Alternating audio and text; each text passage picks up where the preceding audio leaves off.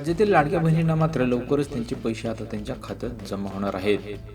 कारण की लाडकी बहीण योजनेअंतर्गत देयके देण्यासाठी सरकारने सामाजिक न्याय विभागाच्या खात्यातून महिला आणि बालविकास विभागाकडे 98.25 कोटी हस्तांतरित केले आहेत.